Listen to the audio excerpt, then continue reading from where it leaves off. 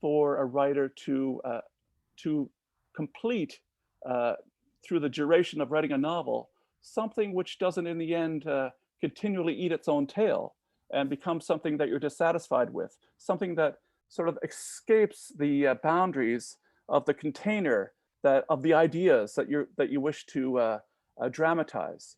And I think what's completely astonishing about this book for a man whose background is primarily nonfiction, primarily somebody who writes about art, is that he actually created the thing that he admires so much. It reminds me of like James Wood is a literary critic who writes book reviews about novels, but he's written a couple of novels himself. And and one little thing that James Wood always talks about in his reviews of fiction is this idea of free indirect style, which is a fancy way of saying how can the narrative voice escape the author and influence the reader with a protagonist's own opinions. And if you read James Wood's novels, they're full of this free indirect style because he loves it so much. And I think in reading this novel, like for instance, this hotel, this Occidental Hotel that the novel is set in, that while the power is being shut off, there are still these kind of turbines that are whirring in the background that I guess are keeping the hotel going. But he compares it to the cotton ginny that his father had when he was a boy, when John Bentley Mays was a boy. And so you get this sense that while the book is full of, you know, the ideas of what art is about, it maintains its own lifeblood. Any artwork has to have this lifeblood of an organic nature, that something is being said here for the first time. Yes, we have the ideas, we have the comparisons between the South and Nazi Germany. Yes, we have these ideas of what is art, but also we have in here a very specific narrator, a very who is unnamed, and we have a protagonist, Jup, who is intentionally not called Joseph Beuys because John Bentley Mays wants to get into the dirty corners of our lives and illuminate them rather than focus on the ordinariness of our lives. And that's a very brave but necessary thing for any artist to do. And with that, I'll throw it over to Kathryn. Take it away, Kathryn. Thank you. Thank you, Michael, for that. Kathryn. Yes.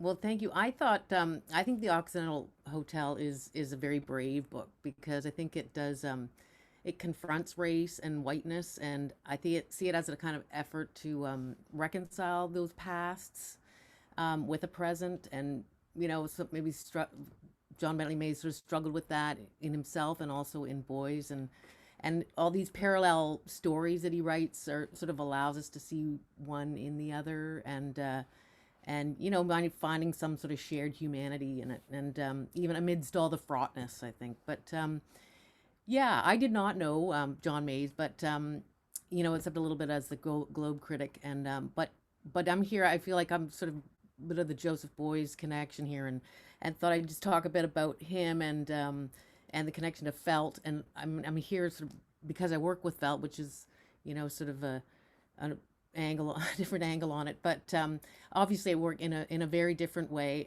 with felt, but my background is in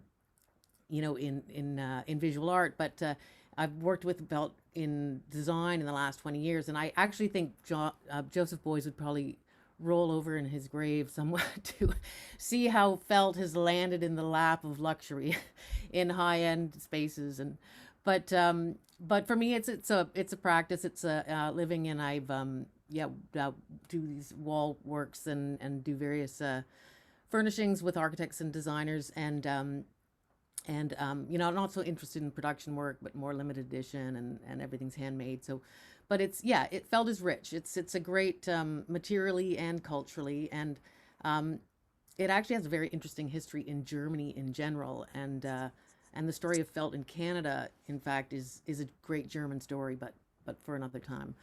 Um, Briefly, I'm, I come to felt. My connection lies with my great grandfather, who emigrated from Germany in the 1880s, and he settled here as a manufacturer's agent for felt. So felt's in my family on my dad's side, but what I kind of wanted to mention, which is sort of a funny story connected, considering Joseph Beuys, is that on my mother's side, my grandmother actually collected fat from her neighbors as part of the war effort when glycerin was used to make munitions. So I actually kind of like that there's this story there that maybe Grand's bombs, and a certain plane, Anyways, many of you know that Joseph Beuys constructed this whole myth around himself, and he was in fact a German soldier and was indeed in a plane that was shot down over the Crimea in 1941. But the story of his rescue really diverges from reality, and he claims that he survived because the nomads that rescued him wrapped him in felt and fat, and this healing, he believed, allowed him to merge as this self-appointed shaman. So was this a way of reckoning his dark past? I don't think so. I mean, maybe it was a way of really deflecting it, but he did emerge with conviction and for transformation, for social change, for common good, and he did so in very provocative ways. And for me, I think that's what's most interesting about him. He was a real disruptor. And I've used the homage, I guess, in a way, as a way of sort of acknowledging his work, like just certain references to his pieces because I do respect him on some level, but mostly kind of use sarcasm because I do find that whole shaman story kind of begs for parody. But I think Mays acknowledges Beuys' place in history in a way that maybe gives Beuys his due where it was missing in his time, because he was not well received in North America during his life, and some of the great writers of the 70s and 80s in the U.S. like completely dismissed him as ahistorical or even as a clown. But I kind of think he was a clown, and he sort of used that and played it up when he wanted to. And actually, I see Vera Frankel is here, and I'm so glad to say, because I know, spoke to that silence articulately in the response to a piece by Benjamin Buchloh, and I'll let you say that actually about the idea of myth making being a strategy for performance art, which was really emerging in his time. So yes, he was a provocateur, and I think the most interesting artists are, and they provoke and shake things up, and hopefully cause us to reflect on the systems we've prescribed to. I think in his words, he said to art, he called for art to question the premises of the prevailing culture. And I see art history, I guess, as having a history of embracing its own criticisms, which has allowed it to evolve and finally include what's historically been excluded. And in many ways, I think art history is a series of disruptions. And Kathryn, I'm sorry, Kathryn, I'm kind of the traffic cop here. Okay. So I'm listening with great fascination. I want to hear more, but just to make sure we fit everything in. Do you want to say Well, closing? you know what? I'm just going to wrap it up by saying that I think the Occidental Hotel that Mays talks about in the book is a mythic place. Like it's that he creates it as a constructed space that I think he talks about in its heyday during the Cold War, and in describing the fading glory, I wonder if he's representing a kind of twilight of the West as we know it. A twilight of the West, yes.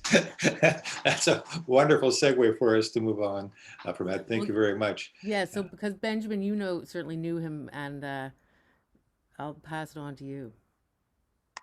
Hi, yeah. Well, I did know John. I'd like to think well.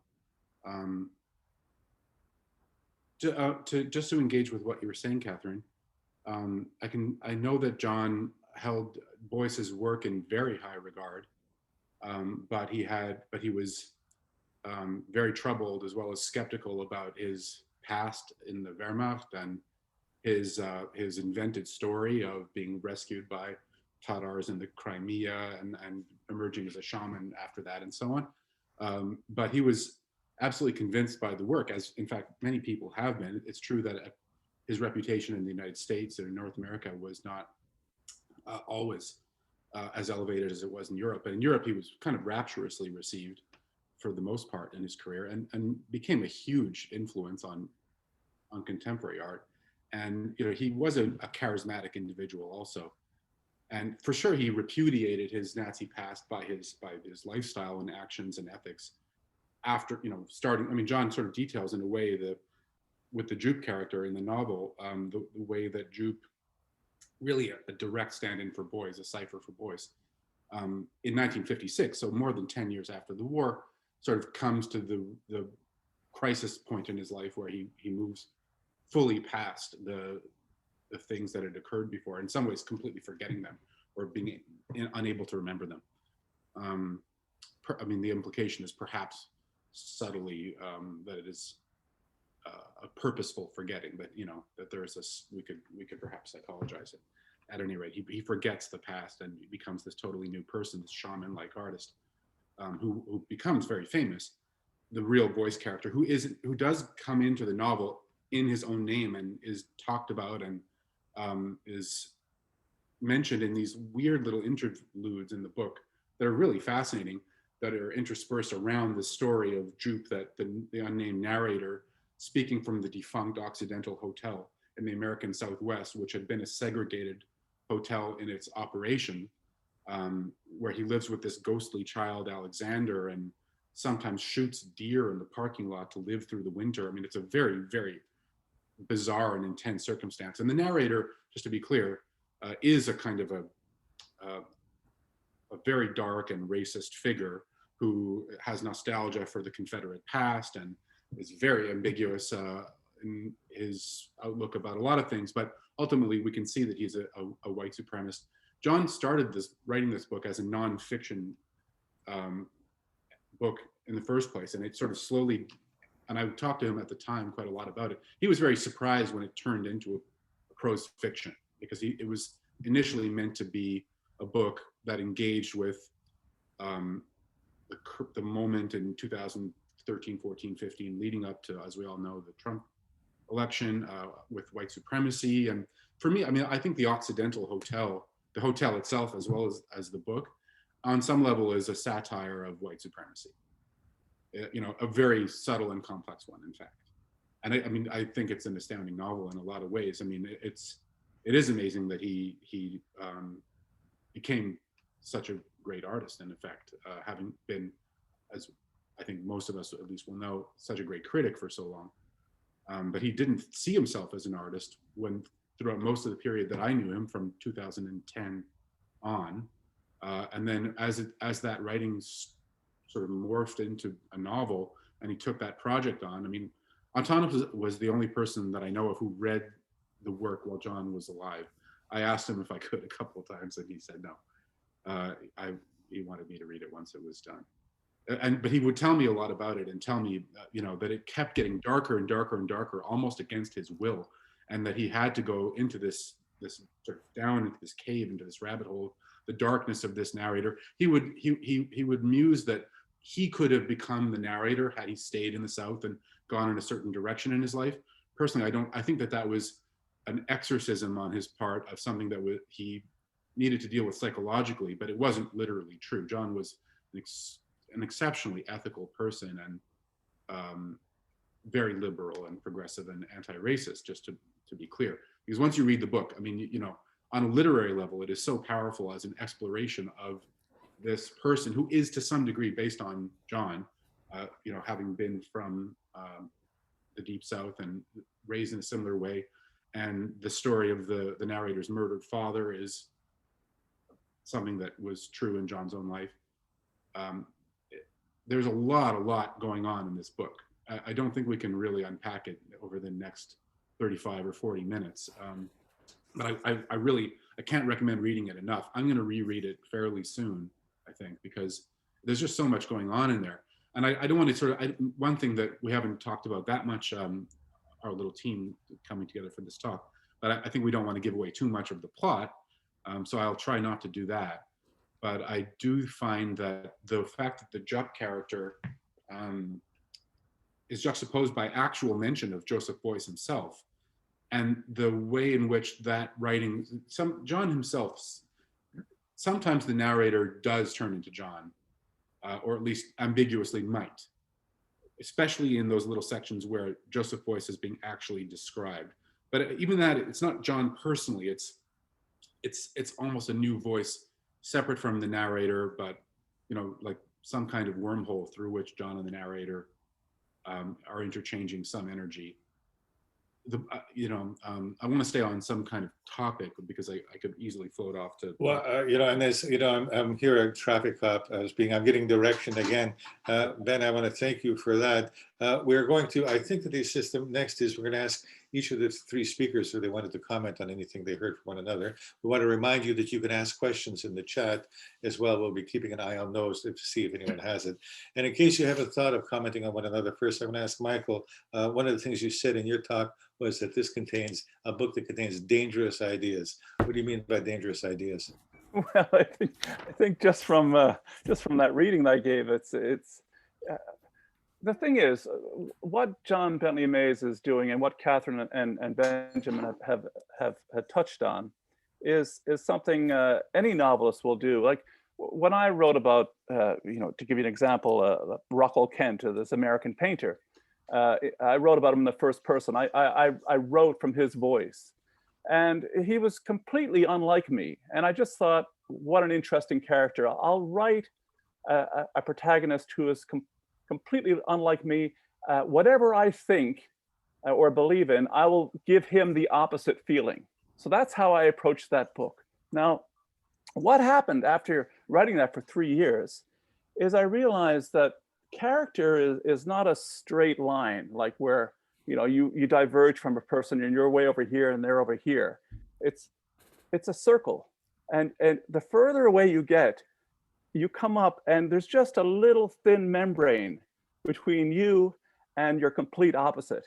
And I think that's what John Bentley Mays was doing, not only with his own unnamed narrator in this novel, but with the Jupp character as well. I think it's very exciting and to explore repressed feelings. For instance, like my father. My father loved my brother. My father loved my brother is the craziest person from my small town that I grew up in. Everybody who's ever met my brother said he's the craziest guy I've ever met. And my father is the most cautious person in the world, cautious and controlled. My father loved my brother because my brother became the man that my father never let himself be. And I think that's what a novelist sometimes does in a book like this. He lets his alter ego become the person that he himself never let himself ever attempt to be, partly because, as Ben has said, that would be outrageous and wrong, but you can't help but be excited by those ideas. So I think that's what's going on in this book, Antanas. I'm going to jump in, just say, just to segue off what you just said, John once said himself that the narrator in this book would be, what would he have become had he stayed in the South? But I said, Ben and Kathryn, you have a chance to comment on what either of the others have said. Either one of you want to take up that offer? Kathryn? Sorry, what was that, to ask a question? Simply, Kathryn, is there anything that you've heard from either Ben or Michael said that you'd like to comment on, or to say something further? Just a moment, if you'd like to take it. I'm good for a minute. Yeah, carry okay, on. that's good. I've got questions too. I've got questions galore, and there's some questions coming up as well here too. How about you, Ben? Do you want to take this opportunity? Sure, you need briefly. I mean, I do think that John felt it was delicious to engage with all of this material, but not in the sense that he personally, in any sense, ever, as an adult, subscribed to any of these doctrines. I think that he had a really great time, while giving the devil his due, in effect, talking about, I don't want to go too much into the plot, but the whole history of white supremacist Aryan nations thinking is thoroughly sort of smashed open and splattered all over the place in a number of ways. There's really delicious comedy and hysterical things happen where the ridiculous brother of the narrator goes on these ludicrous quests for whiteness, and absurd things happen. The funniness is really deadpan. So if you're not sort of looking for it in a way, you might almost miss it by virtue of the fact that the things that are under discussion are so dark. Yes, you need to take a double take sometimes to find out. I've just got to notice that I should be moving over to Carter next. Carter, I just wanted to alert you that Vera Franco's made a nice comment there, whether you'd like to address it, but I'll hand it to you now. I think we'll get to Vera in a moment. I just wanted to, I think Kathryn Osborne wanted to ask a question. Oh, yeah. And this, Thank you. I have not read the book, so I am coming to this cold. Sorry, I'm just so this may be the stupid question of the night, but I'm just curious because Joseph Beuys was so mythical. Did John ever meet him? Because things change when you meet your heroes or your anti-heroes or whatever they are, especially in the art world. And I'm just curious if there was ever a moment where they actually talked in person. Vera, would you know that? I don't know. Because that affects your perception of someone who is a antagonist of a type of anti-hero or whoever John perceived him. If it was the fictional Beuys that he was Kathryn, writing I think Naomi might have something to say to this. I saw her shaking her head when the question was first asked, and she's just added something to the chat.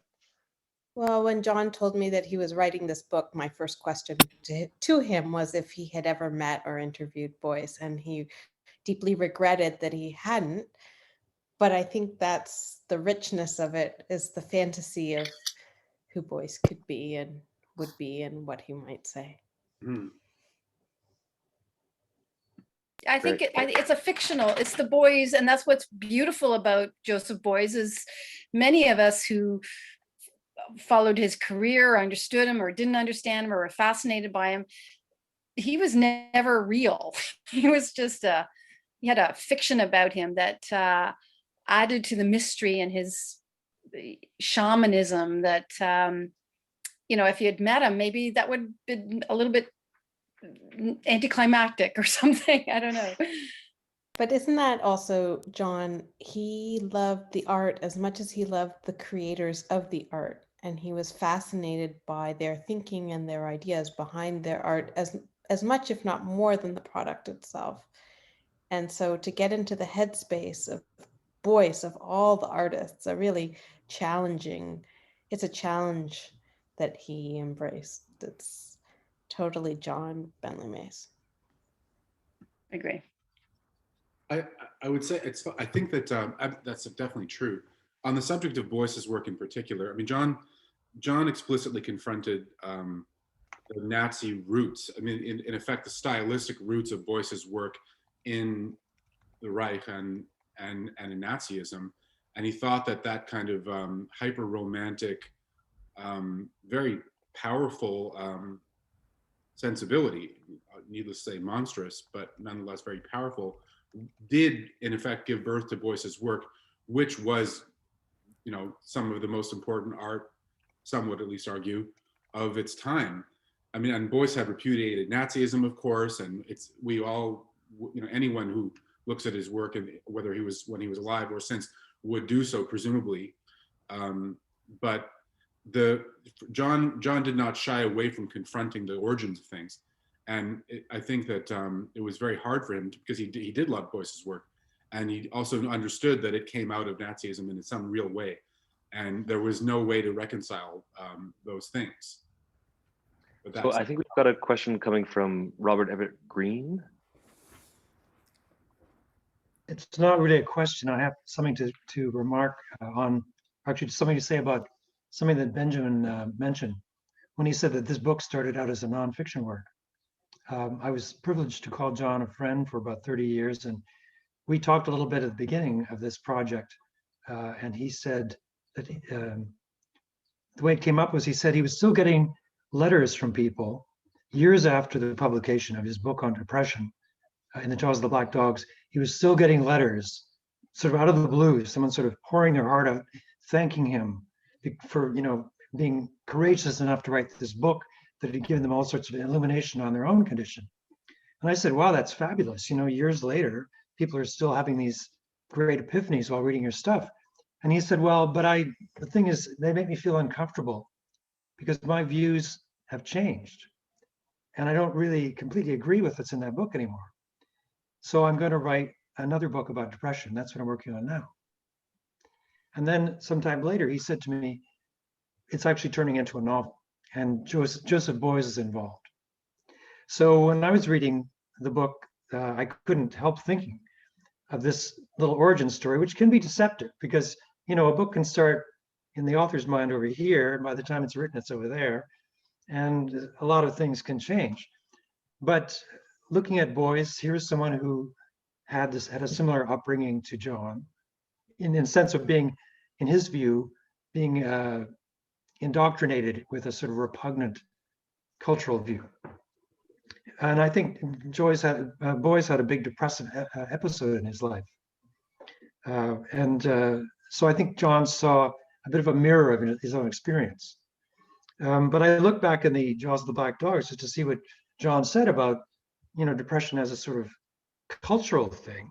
And he says at one point, I experience both depression and its treatment as continuous mass cultural phenomena, not individual disease and one-to-one therapy. However, this is in the context of a book in which he turns out all the cupboards of his experience of depression, all kinds of, notebook entries that I think many of us would have difficulty, showing to everybody else. He also says in the book, but I'm not advocating the view of depression as merely a mirroring of mass cultural crisis in the innocent soul. So there's a sort of a back and forth in his book about depression about whether it's a internal thing or something that's a cultural phenomenon that one is sort of swept along with. And I think that instability that in that first book was what made him think, yes, I need to write something else. And it resulted in this novel.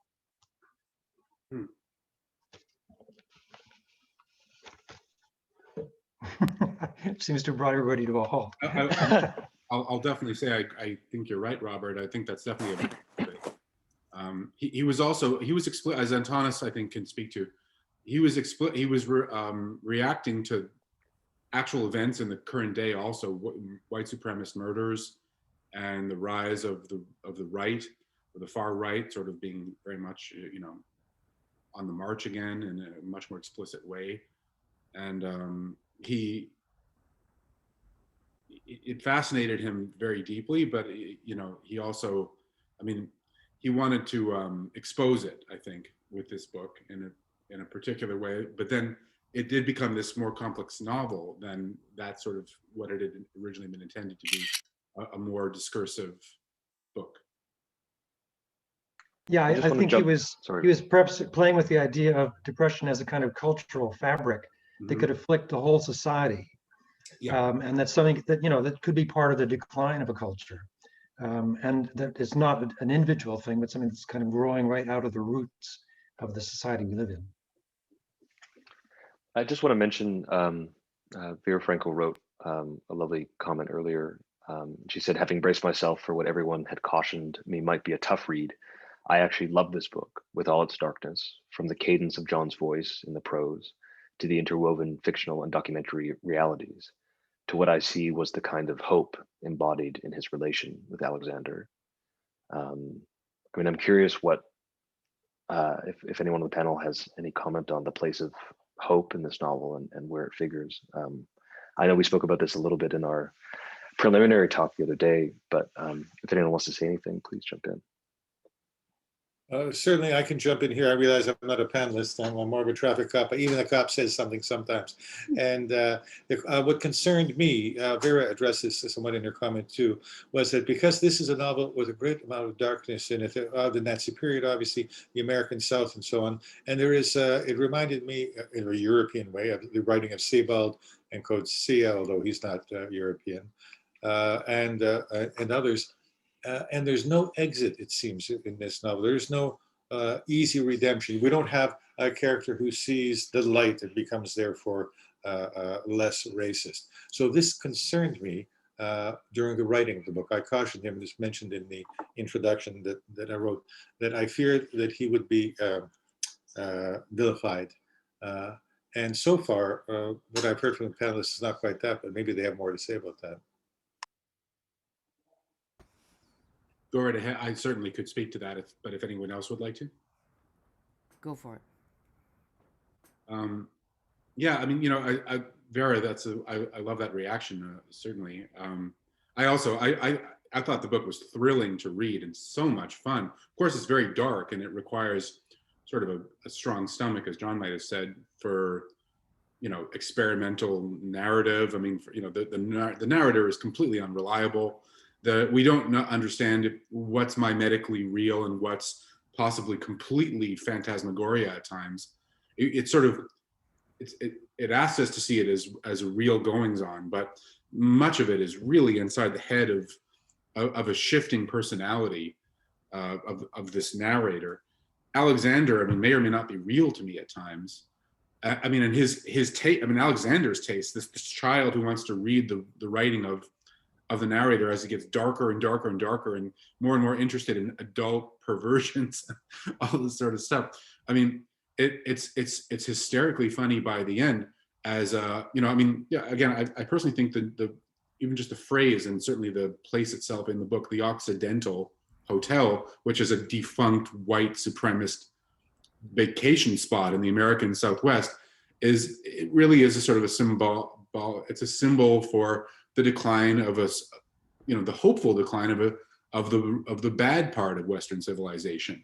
It may be that, John would, it may be that the infection goes beyond, sort of getting rid of the bad parts.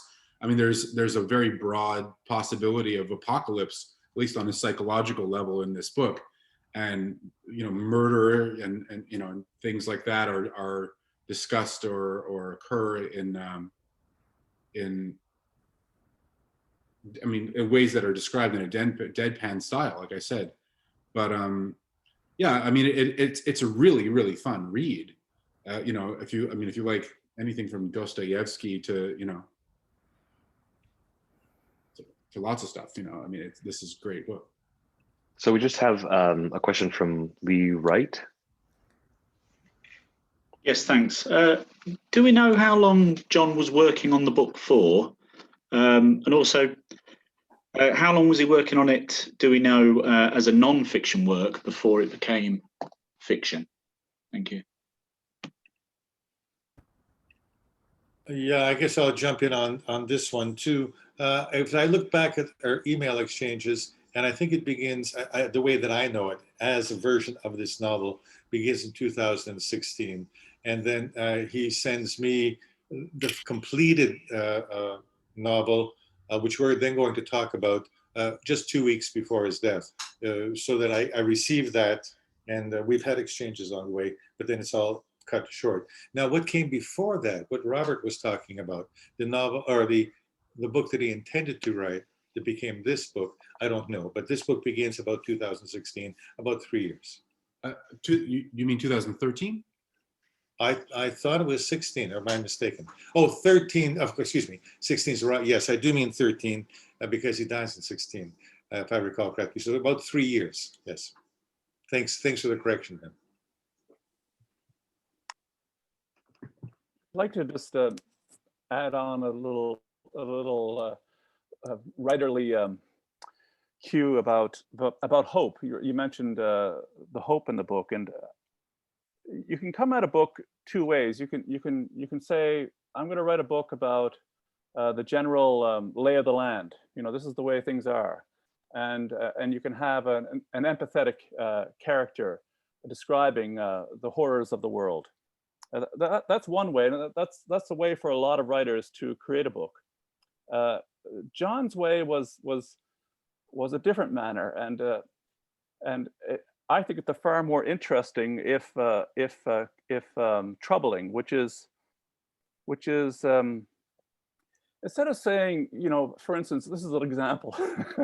The room was very dark. It was so dark here. My goodness, it was really, really, really dark. You could write that for a long time, and your reader may not be convinced of how dark the room is. You have to be a very good writer to convince them. The other way around it is to speak to the opposite, which is, I woke up and all I saw was a slit of bright light under the door. So by focusing on that slice of bright light, you've suggested the darkness of the room. And I think that was John Bentley Mays' way of creating all these things that Ben and Kathryn and Antanas are mentioning about the unsavory aspects of the world. There is hope in this book, but it's a slit under the door that he allows his narrator. I would contest Ben's description of the narrator as being generally racist and those things. I think he gives enough clues to say, I am actually like a lot of people out there, and yet, and I have moral principles as well, and yet I admire a lot of things that are obviously things not to admire. Again, all this to say that this book has no answers. This book is uncomfortable because it has no answers. It has no easy answers. And it creates an environment for the reader to get uncomfortable in as well. And I think the reason why I read that little piece about the tub, about the safety for patients, that tub that Jupp saw with his sister. I think this novel is a kind of a tub that the reader gets in.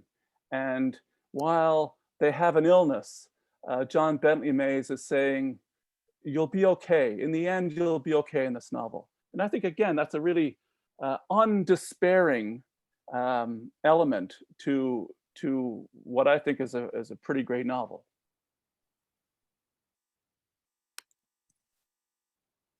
I just wanted to jump in again, not to take too much time on this, but I wanted to say, talk about the prose.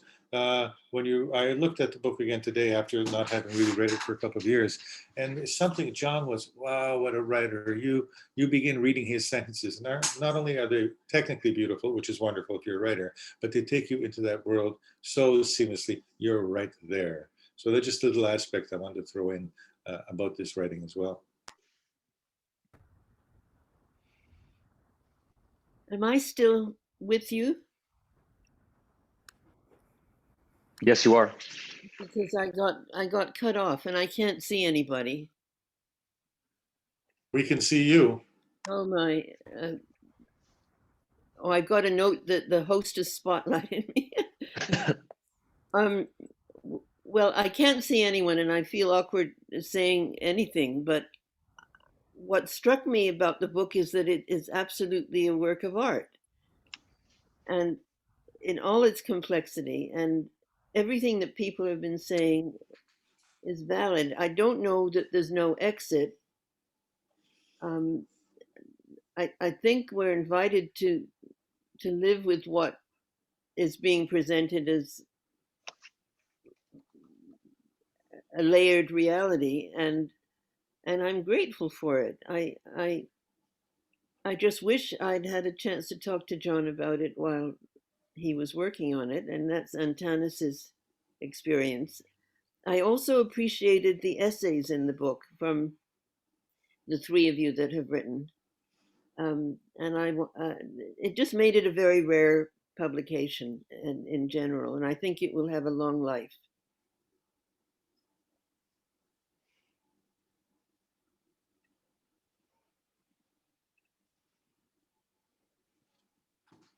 Thanks, Vera. So we have about 10 minutes left or so, and I'm just curious if anyone else in the audience has any further comments or questions, or if our presenters, panelists, editors want to sort of have some closing remarks about the book, about Beuys, and about John.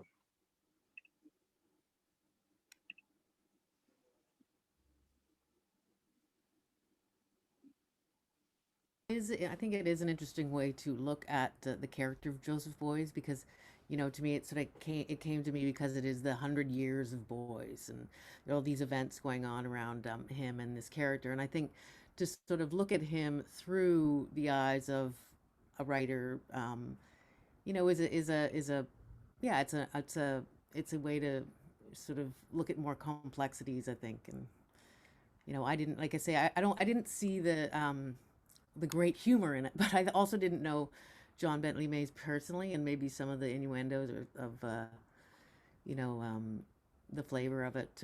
But you know, it was rich book.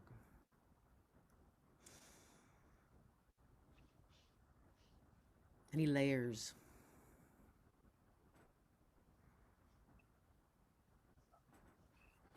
I wanted to throw in me again. I wanted to throw in something Michael said yesterday when we were discussing this. We're having a discussion beforehand to see subject we talk about. I didn't hear Michael say it today, so I'll quote him from yesterday, where he said, "There's no other book like this in this country. This stands alone." I don't know if, Michael, you want to pick it up from there, or if that's enough. Michael, you're muted. Mute. Yes, Antanas. Thank you for reminding me that. I think it's. I think just the. I can imagine how nervous he was, Antanas, sending you. You say in your introduction, your great introduction, that he was. He was always changing the manuscript, and it was taking a darker turn. And I think we live in an age now where it's hard for a fiction writer to go dark. Now, this is not a darkness in the way that, like a writer like Michel Houellebecq it gets dark, or even the way that Cormac McCarthy gets dark, where the author almost enjoys the depravity of the situation that they're dramatizing. I don't think there's anything like that. I don't think the author is enjoying the ugliness that's in the book. I think they're almost it's almost like beyond their will. It's happening, and this is what they're catching. They're saying, "I wanted," like Robert mentioned, "I meant to write this book," and in the end, this came out. I don't know where it came from. That to me is a sign of an excellent work of art, where the art itself ambushes the creator. The creator is just a vessel to create this thing. And in that way, I think it's a completely unique book for this country because of its uncomfortableness that it makes the reader feel, even though we also recognize that we're in good, safe hands.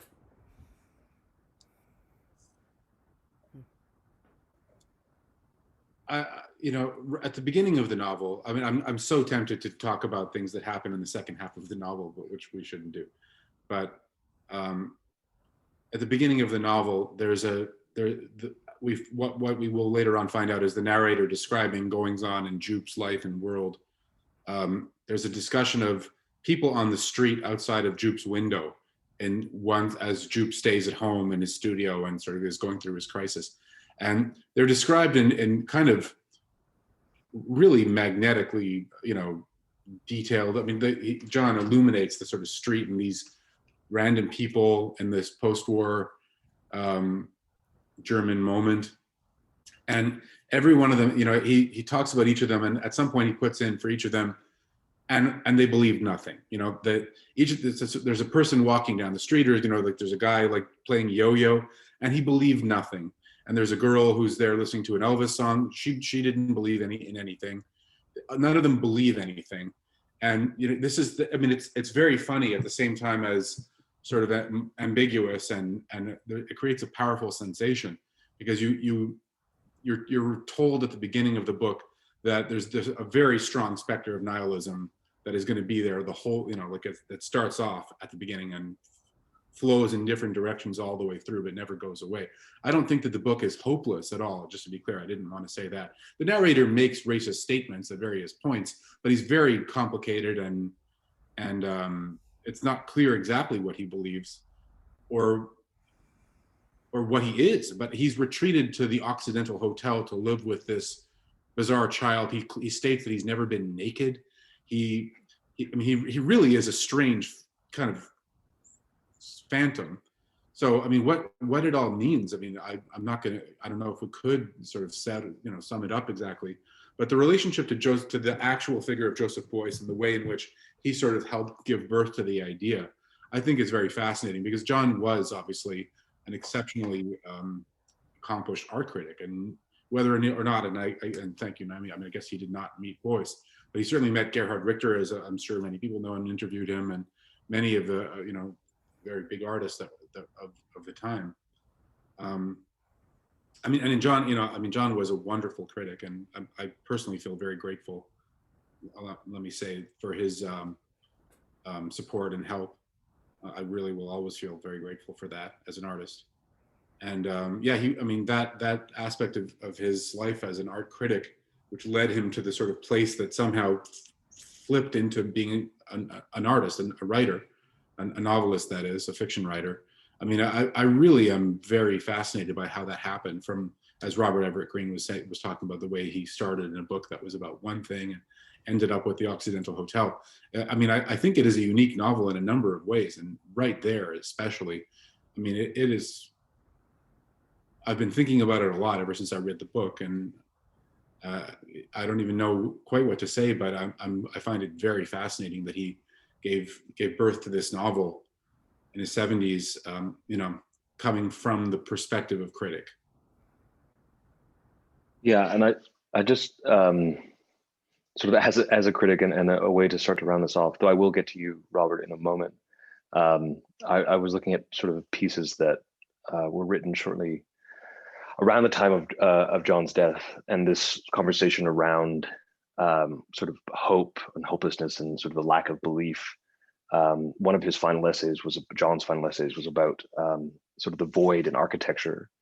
And what this piece talks about is, I'll just quote from it. In an essay completed a few months before his death, John wrote of what he called the void, not just neutral emptiness on the one hand or an abyss of negativity on the other, but instead an in-between state, a waiting condition without finality, coming into view as a space of impermanence, a clearing attuned to receive and to host the shifting vulnerabilities and joys of living. And that sort of seems like a one way to sum up the work that John was doing. I'll just throw to Robert here, and then we'll end shortly.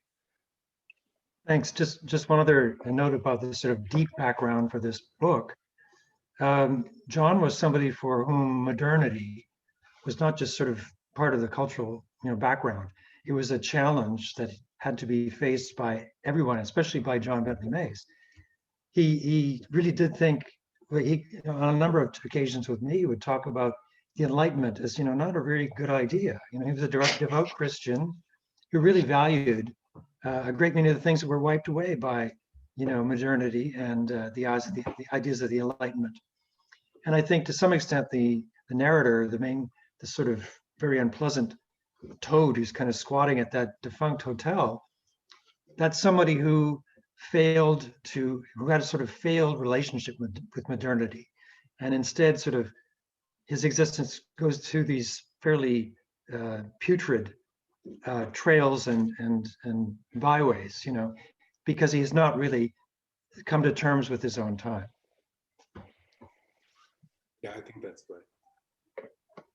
Thank you for that, Robert. All right, so we are at 7:01. If there are no further, Christopher, do you want to speak at all? No, just to say how much I miss John. We wrote an opera together. That always defines your life. Thanks, Chris. So yeah, thank you all very much for this, and it was wonderful getting to speak to you all and to have the people's comments and participating in conversation tonight. A quick question: has this been recorded? Sure. Has the conversation been recorded? So it was recorded after minute 7 because I forgot. That is on me, and but the rest of it has been and will be up on YouTube fairly soon. You can look for it in a couple days, and please share it around. Next month, we will have another book event with Adrian Daub, who wrote a book called What Tech Calls Thinking, with Bianca Wiley. And we do these sort of things every month. Goethe-Institut is also running a film series available Canada-wide with Hot Docs and with TIFF, so you can check out that as well. But please buy the Occidental Hotel and take a look at John's book, because it's really wonderful. So thank you, Michael, thank you, Ben, thank you, Kathryn, thank you, Antanas, and thank you everyone for coming out tonight. It was really great. And hope to see you all soon. And again, take care, stay safe and be well. Thank you.